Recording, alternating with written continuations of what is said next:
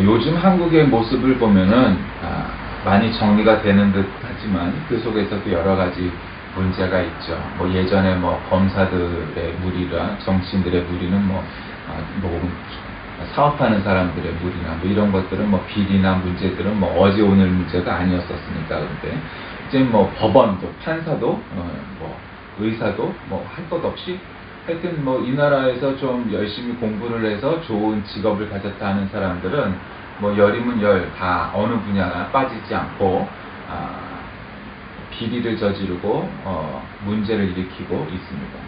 그럼 이 시대에만 또 그러냐? 그건 아니죠. 다만 이제 그 양상이 더 심해지고 있다라는 거죠. 어느 시대, 어느 공간에도 그런 이제 쓰레기 같은 인간들은 많았지만, 그러나 지금은 그게 더 많아졌다는 거죠. 자기 개인적인 욕심을 위해서 공익을 파기하는 이런 일들이 참 많았습니다. 근데 요즘 날씨도 너무 덥잖아요. 오늘 기도문에도 얘기했지만 중동인지 여기가 사하라 사막인지 모를 정도로 이제는 뭐 30도 넘는 거는 유도 아니잖아요. 우리 어렸을 때는 30도 넘는 날을 막 체크를 했단 말이에요. 근데 이제는 30도는 기본으로 다 넘고 심지어는 40도가 넘는 지역까지 나오기 시작했습니다. 점점점 더워지고 있습니다. 오늘 설교의 제목이 사실은 조금 독특하죠. 개날의 교훈. 개날이라고 여러분 들어보셨습니까? 뭐 영어는 도그데이스라고 하는데, 이거는 원래 굉장히 그 긴 여름날, 덥고 긴 여름날을 지칭하는데, 요즘은 흔히 여름 증권시장의 부진한 거래, 그 다음에 국회에서 의사결정을 하지 않고 꼭 해야 될 법안들을 뒤로 미루는 것을 의미하는 정치 혹은 경제적인 용어로 쓰이는 말입니다. 그런데 원래 이 말의 출발점은 이런 거죠. 예전에 미국에선 방학을 하면 방학이 2달 이상 혹은 석 달까지 됐지 않았어요? 근데 이 학생들이 지금이야 이제 각 도시화가 되고 여러 가지 할 일이 있었으니까 그렇지만, 이 사람들이 뭐 요즘은 캠핑도 가고 그러잖아요. 미국 학생들이. 그래서 수련회 같은 거 가죠. 근데 그때는 농업이 주된 국가니까 애들이 농사를 짓거나 아니면 도시 애들은 잔디를 깎거나 이게 개처럼 여름날 일을 한다는 거예요. 그래서 방학을 그들이 도그데이스다, 개날들이다 이렇게 표현을 했다고 합니다. 그래서 그런 것들이 이 개의 날에 유래가 됐죠. 근데 요즘은 보통 7월 3일부터 8월 11일까지로 보는데, 날씨도 덥고 또 여러 가지 뭐저가 있어요. 그 고대 로마인들은 밤하늘의 가장 밝은 별인 큰 개자리 시리우스, 즉 천량성이 떠오르면 아주 무더운 여름날 시작된다는 사실을 알고 있었기 때문에, 그 시리우스가 가장 밝은 별이므로 뜨거운 태양 열기가 어느 정도 힘이 더해진 탓에 여름이 무덥다, 뭐 이렇게 생각을 해서 그때부터 이제 8월까지 그런 개의 날들이 이어진다고 말합니다. 역사적으로 정확하고 명확하게 표현이 되진 않지만 이 개의 날의 의미에 대한 다른 이것은 불량 주식을 보통 종종 개라고 표현하기도 하고, 그래서 월스트리트에서는 주식시장의 거래가 부진할 때 이 개의 날을 언급하기도 합니다. 특별히 그 성공회 교회에 보면은 이 성공회에서 일반 기도책에 실린 달력에는 개의 날을 7월 6일부터 8월 17일까지다 라고 말을 했고, 개 성직자라고 불렀던 성 로시의 축제가 8월 16일인 이유도 바로 그곳에서 엿볼 수 있습니다. 하여튼 정말 개도 힘들어하는, 복날 때문이 아니라 더워서 정말 모든 동물들, 사람들이 힘든 날이 오고 있습니다. 뭐 이런 모든 요인들이 그냥 자연적인 것이기보다는 사람들이 인공적인 것들을 가미하고 공해를 일으키고 해서 일어난 일이라는 걸, 물론 이제 자연적으로 빙하기도 있고 또 더워지는 기간도 있지만 이게 점점 더워지는 것은 분명한데, 그래서 파리 협약기구 때도 지구상의 기후가 1도 혹은 2도가 높아지면 생겨날 변화들에 대해서 그때 쫙 기사를 본 적이 있는데, 평균 기온이 1도만 높아져도 그건 어마어마하게 달라지는 문제가 발생하기 때문에 굉장히 이것이 중요한 일이라고 생각합니다. 오늘 읽은 본문은 이것과 연관되는 더위, 흉년과 관련되어 있습니다.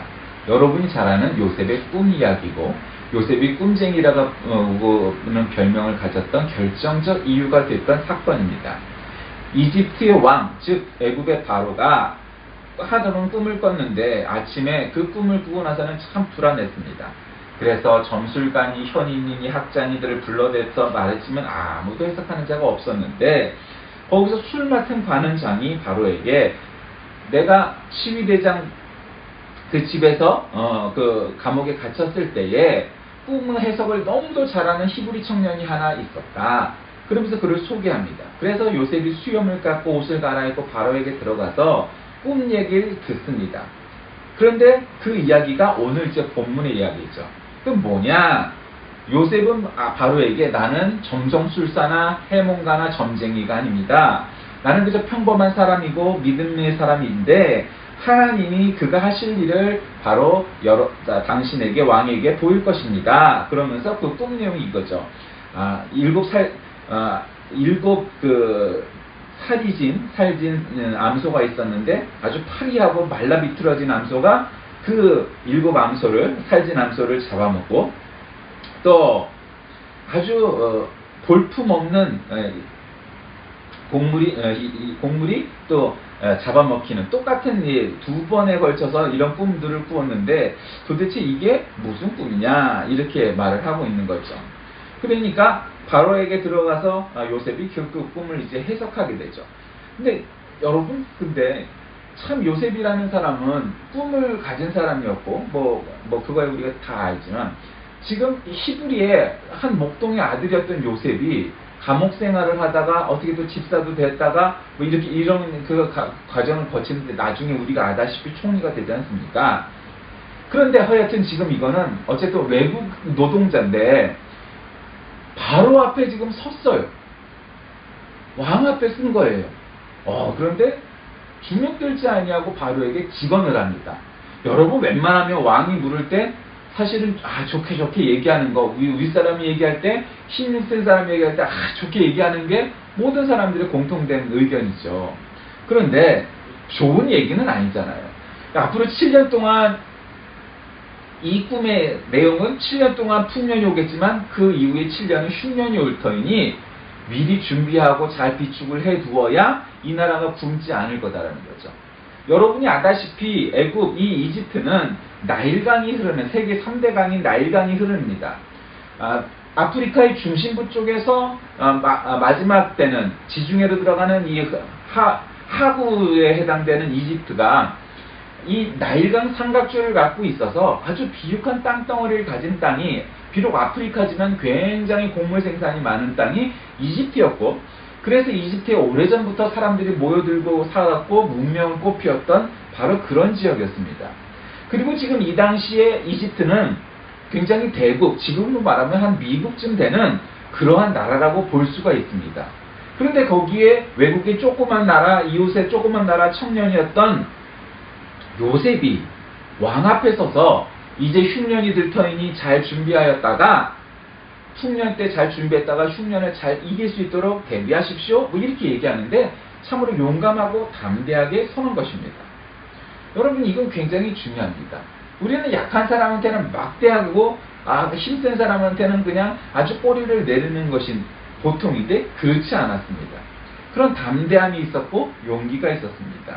그거는 그의 인성이나 타고난 바가 물론 그렇기도 하겠거니와 무엇보다 더 중요한 것은 그가 믿음을 가진 사람이었기 때문이고 그 믿음을 통하여서 그 비전, 그 꿈을 해몽, 해석, 이해하였기에 담대하게 확신을 가지고 말할 수 있었다는 겁니다. 믿음은 그런 것입니다. 남들이 야 천국이 어디 있어? 구원이 어디 있어? 하나님이 어디 있어? 와 같은 이야기를 할 때 그런 건 뭐 누가 뭐라든지 말든지 간에 관계없이 하나님은 계시고 천국은 존재하고 우리는 구원받아 갈 거야 라는 구원에 대한 확신과 그와 같은 믿음이 있는 사람, 그것이 바로 비전이 있는 사람입니다. 결국 바로는 정말로 처음 만나본 외국 청년이었던 요셉을 아주 인상 깊게 봅니다. 그리고 단번에 무슨 말단 관리직도 아니고 총리 대신으로 임명을 합니다. 왜 그랬을까요? 여러 가지 요인이 있었겠죠. 그의 눈빛에서 그리고 그가 앞날을 내다보는 그러한 그 미래를 내다볼 수 있는 그런 통찰력 그리고 그의 말하는 능력 그리고 그의 믿음 여러 가지를 확인해 보니 이 사람이 아니면 안 되겠다는 확신이 있었을 겁니다. 독재 정치에 전제정치 하나의 장점은 이런 거죠. 정말 필요한 곳에 이런 파격적인 인사나 정책을 좋은 의미에서 실현해서 그것들을 잘 해결할 수 있는 겁니다. 그래서 세종대왕과 같은 왕이 있으면 그런 평생에도 관계가 없습니다. 그런데 세종대왕과 같은 왕은 정말 500년, 1000년 역사에 한두 명 나타나기가 어려운 왕이니까 전제정치 혹은 독재정치가 위험한 것이죠. 그러나 하여튼 이것은 현명한 판단을 내립니다. 아주 이 경력이 일천한 히브리 청년 요셉을 단번에 총리 대신을 만듭니다. 그러니 그가 준비를 했겠죠. 7년 동안의 풍년이 올 것이기에 그러나 흥청망청 쓰지 않고 낭비하지 아니하고 또 외국에 수출하는 것도 수출하지 아니하고 곡물 창고를 짓고 곡물을 가득가득 싣고 오히려 수입을 해다가 곡물을 비축해 둡니다. 왜냐하면 풍년은 생각보다 짧지만 흉년은 생각보다 긴 것이기 때문이죠. 그래서 결국 왕의 신임하에 그와 같은 일들을 할 수 있었습니다. 그런데 세계적인 대국이었던 이 이집트, 애굽의 국무를 총괄하게 된 이 요셉은 참으로 질서정연하게 일을 추진합니다. 왜냐하면 세계 역사는 하나님께서 역사하시는 기본적인 방법이고 질서의 하나님이시기 때문에 비록 자기가 총리 대신이 단박이 됐고 왕의 신임을 얻고 있다 해서 자기 마음대로 개인적인 욕심을 부리지 않았습니다. 그리고 또 자신이 이때까지 겪은 과정에서 얻어온 행정과 경영의 그런 지식이 하나님은 도우심을 바라면서 겸손했습니다. 왜냐하면 사람의 능력이 아무리 있을지라도 하나님이 돕지 아니하시면 안 된다는 것을 알고 있었기 때문이죠. 결국 이 이집트의 풍년의 7년이 지나간 후에 길고 긴 7년의 흉년이 오게 되었습니다. 그러나 우리가 아다시피 참으로 그것을 잘 이겨낼 수 있었죠. 올여름 참 덥습니다. 그래서 저는 오늘 설교와 말씀의 제목을 개날의 교훈이라고 잡았습니다.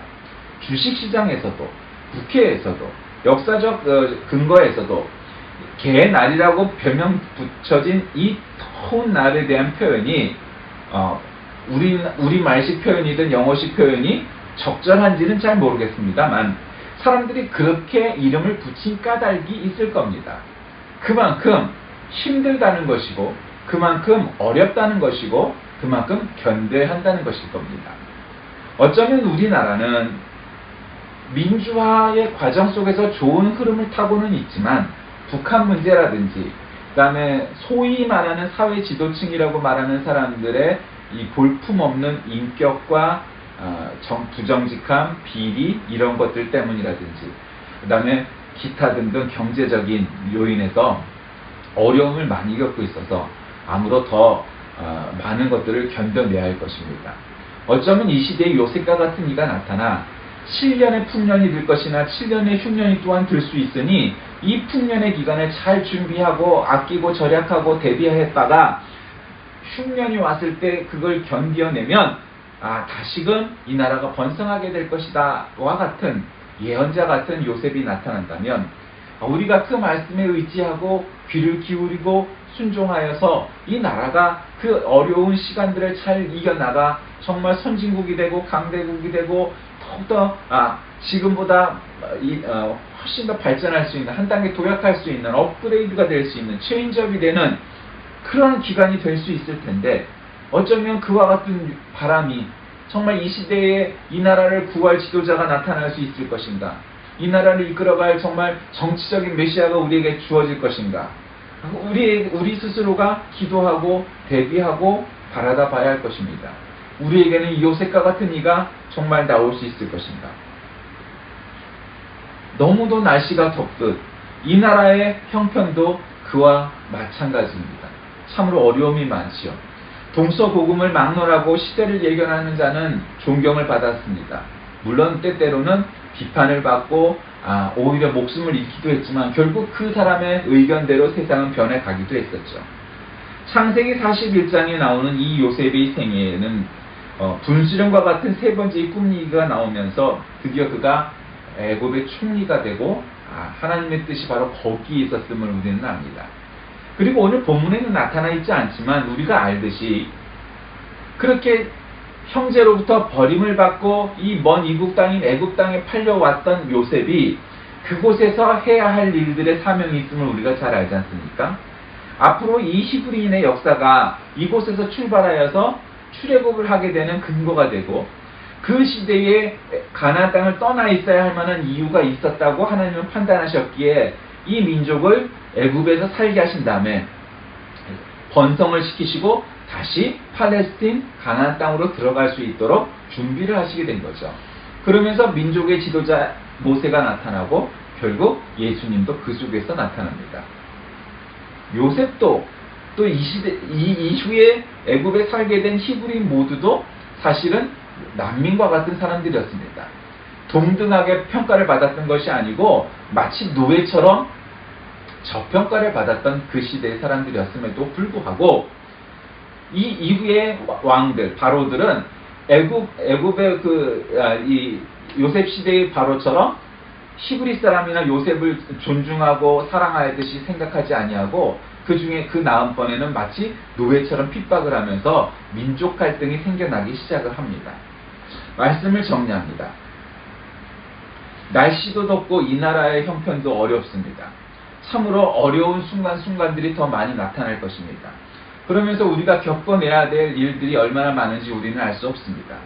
그럼에도 불구하고 우리는 이 시간을 버텨내야 하고, 마치 흉년이 지나면 다시 풍년이 돌아오듯 경제적으로 어려운 시기가 지나면 다시 화랑이 되어 경제적으로 번성기가 올 수 있듯 우리가 잘 이것을 지혜롭고 준비를 하여서 버텨내야만 합니다.